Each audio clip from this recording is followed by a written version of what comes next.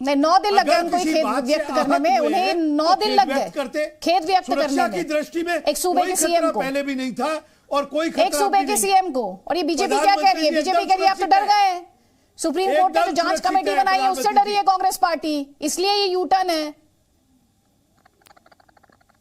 खुल जाएगी मैं तो कह रहा हूँ ये डिबेट 14 फरवरी वैलेंटाइन डे तक सर आप डिबेट कब तक चलेगी वो आप छोड़ दीजिए, आप जो सवाल है उनके जवाब ढूंढ लीजिए। ये सब मार्च आप उन सवालों के जवाब ढूंढ लीजिए जो आपसे पूछे जा रहे हैं, क्योंकि डिबेट अगर 14 फरवरी तक भी चल गई तब भी आपके पास उन सवालों के जवाब नहीं होंगे, 10 मार्च को, क्योंकि इतने दिनों में 9 दिन बीत गए आपके पास सवालों के जवाब नहीं है। तो आप ये बताइए, हमारे पास आप डर गए? पूरे जवाब है। प्रधानमंत्री जी सुरक्षित थे, खाली सुरक्षित नहीं होने का उन्होंने एक जामा पहनाया है। बिट्टा साहब ये कह रहे हैं प्रधानमंत्री सुरक्षित थे, ये तो प्रधानमंत्री ने जामा पहनाया सुरक्षा का। चीज को वॉच कर रहे थे, प्रधानमंत्री जी की सुरक्षा को वॉच कर रहे थे। अहबाब जी आ रहे हैं आपके पास सर, थोड़ा सा सर, अभी 8 मिनट हुए इस डिस्कशन में, प्लीज प्रधानमंत्री थोड़ा सा पेशेंस सर। खतरा नहीं है, प्रधानमंत्री जी हमारे भी प्रधानमंत्री है। भारतीय जनता पार्टी की मूर्खता है कि वो एमएस बिट्टा की आवाज। देखो त्यागी जी, अगर इस तरीके से बहस चलेगी, सुप्रीम कोर्ट के जजेस और जो सुरक्षा के ऊपर टीम लगी है, इसके ऊपर बहुत बड़े कमीशन बैठेंगे, बहुत बड़े कमीशन होंगे। यह बात समाप्त होने वाली नहीं है। चन्नी जी ने क्षमा माली, बड़ा दिल दिखाया, ठीक है, पर आपने 3 बातें की जो मैं सुन रहा था, उसका निचोड़ निकल के आता है। क्या चन्नी जी के माफी मांगने के बाद क्या डायरेक्टर जनरल ऑफ पुलिस, जिसको पीएम के दौरे आने से पहले 6 दिन पहले उसने चार्ज लिया, क्या होम सेक्रेटरी, क्या चीफ सेक्रेटरी, क्या उनको भी क्षमा कर दी जाएगी? आपने बहुत बड़ा सवाल किया। देखो हम है पॉलिटिशियन, हम कुछ भी कभी भी कुछ कह सकते हैं, हम लोगों को आजादी, हमारा सिलसिला ऐसा है, पर अधिकारी का कर्म होता है अपने कर्तव्य को पूरा करना। केपीएस गिल पंजाब के डीजीपी थे, मिस्टर रबैरो बॉम्बे कमिश्नर से यहां लाया गया, पंजाब के डीजीपी थे, ओपी शर्मा पंजाब के डीजीपी थे, मैं मिनिस्टर था। हमारी हिम्मत नहीं होती थी कि उसको फोन करके को गलत काम के लिए कह दी। हम मिनिस्टर थे, मिनिस्टर होना बड़ी बात है, पर किसी को गलत काम के लिए कहना, अगले ने सुनना या ना सुनना ये हमें सोचना है ना। क्यों आतंकवाद पंजाब में समाप्त हुआ? 18 साल 17 साल खून बहता रहा, बहनों के सुहाग उजड़ते रहे, बच्चों से निकाल करके सिख भाइयों को छोड़ करके हिंदू भाइयों को गोलियों का निशाना बनाया गया। हिंदू भी गए, सिख भी गए, 36,000 और 19,000 हिंदू भाई। ये समाप्त ना होता। समाप्त कब हुआ? जब ब्यूरोक्रेसी, जब आईएएस, जब केपीएस गिल जैसे आईपीएस ये कह दिया आतंकवाद को समाप्त करना है, आप अपना विकास का काम कीजिए, आप लोगों की तरक्की का काम कीजिए, आतंकवाद को हम समाप्त करेंगे। 1 साल में आतंकवाद समाप्त हुआ, पर सिर्फ केपीएस गिल ने नहीं, Congress, BJP, CPM, CPI, Akali Dal का कुछ हिस्सा जब एक मंच पे, बेंच पे खड़ा होकर ये कसम ली हम सबने, हमें कुर्सी नहीं चाहिए, हमें ठीक है सर, आप कह रहे हैं इस पे सियासत नहीं होनी चाहिए, लेकिन आपने एक सवाल पूछा था आम आदमी पार्टी से, अहबाब सिंह ग्रेवाल, सियासत तो आप भी करते हैं, सीधे तौर पर आरोप लगाया एमएस बिट्टा ने, जवाब आपका सर।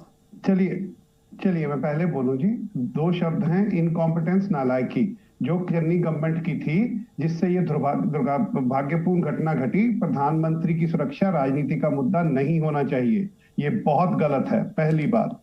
दूसरी बात, जिस तरह से इन दोनों ने इसके ऊपर राजनीति की है, उससे इनका खोखलापन नजर आता है। और तीसरी बात, ये बातें बहुत कर रहे हैं लेकिन एक दूसरे पे आरोप प्रत्यारोप लगा रहे हैं, लेकिन चंडीगढ़ में फटाफट मिलीभुगत करके मेयर बना गए, तो ये बीच में इनकी जो मिलीभुगत है लोगों का बेवकूफ बना रहे हैं।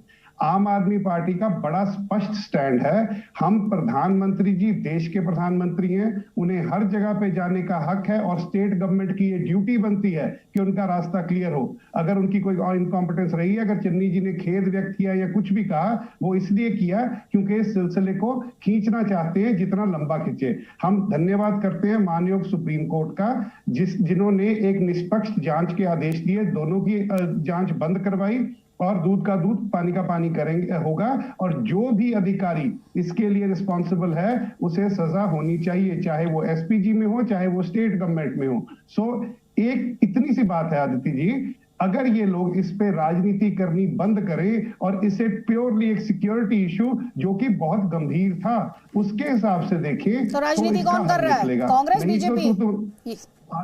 दोनों कर रहे हैं जी। दोनों अभी आपने देखा किस तरीके से एक दूसरे के ऊपर चीख चीख के जवाब दे रहे हैं, एक दूसरे पे इल्जाम लगा रहे हैं। जब एक दूसरे से कोऑपरेट करने की जरूरत पड़ती है, बड़े आराम से चुप-चुपीते कोऑपरेट कर लेते हैं।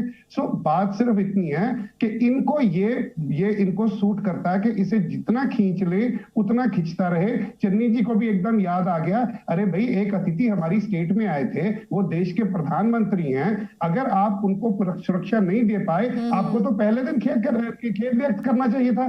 आपको तो पहले दिन आपने जो आरोप लगाए हैं उस पे जवाब मैं लेती हूँ सर, लेकिन आपसे जो सवाल था अभी बिट्टा साहब का, उसका जवाब आप ही को देना है सर।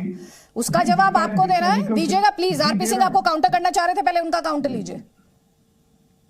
तीसरी बात बताऊं, एक जितनी दोनों पार्टियां एक आप मिलकर गेम खेल रहे हैं? है पंजाब में, दोनों पार्टियां पंजाब में एक पर्टिकुलर सेक्शन है उसको खुश करने में लगी है। एक रेडिकल वोट बैंक है। लास्ट टाइम इनके नेता एक खालिस्तानी के घर पे जाकर रुके थे केजरीवाल साहब। मैंने आपको रोका नहीं, अच्छी बात आप समझदार आदमी, सुनो। तो असल में क्या, दोनों अपनी जगह। और याद करिएगा इस बार सिद्धू साहब ने क्या कहा, हाँ हमने देश के प्रधानमंत्री को रोका, पंजाब के लोगों ने रोका, फिर क्या होगा, छाती ठोक ठोक कर कहा।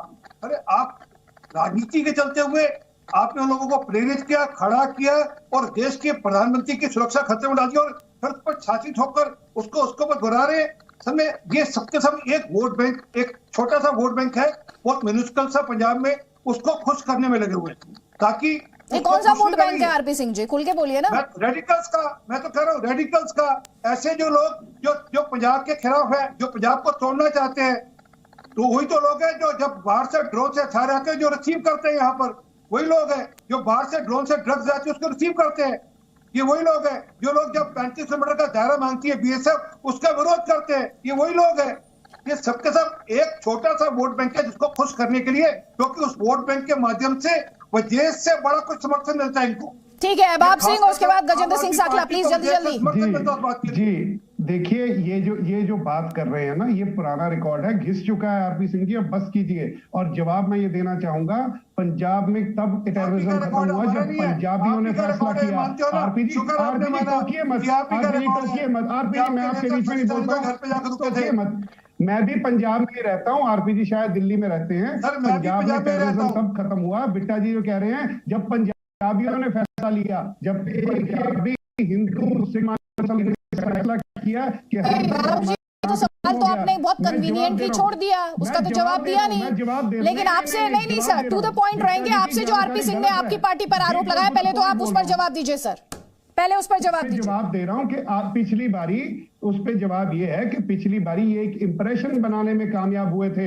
बॉम्ब ब्लास्ट हुआ था वोटों से 36 घंटे पहले, उन्होंने केपीएससी का बयान डलवाया था। केजरीवाल साहब खालिस्तानियों के घर पे जाके रुके थे, नहीं रुके थे? आतंकवादियों के केड़े घर में रुक गए आरपी जी? जिस खालिस्तानियों के घर पे जाकर भोगा में रुके थे, नहीं रुके थे? केड़ा खालिस्तानी है सर? एक बंदे के घर में चले गए, केजरीवाल को तो पता भी नहीं कि उस घर में घुसे हुए थे, वो तो नीचे वाले ने अरेंजमेंट किया था, उसका आपने बहुत फायदा ले लिया। पिछली बारी अच्छे से आपने, और जो रेडिकल्स, मैं जवाब देता हूं, जिन रेडिकल्स की आप बात कर, presenting B News app available on Google Play and App Store. Download it now.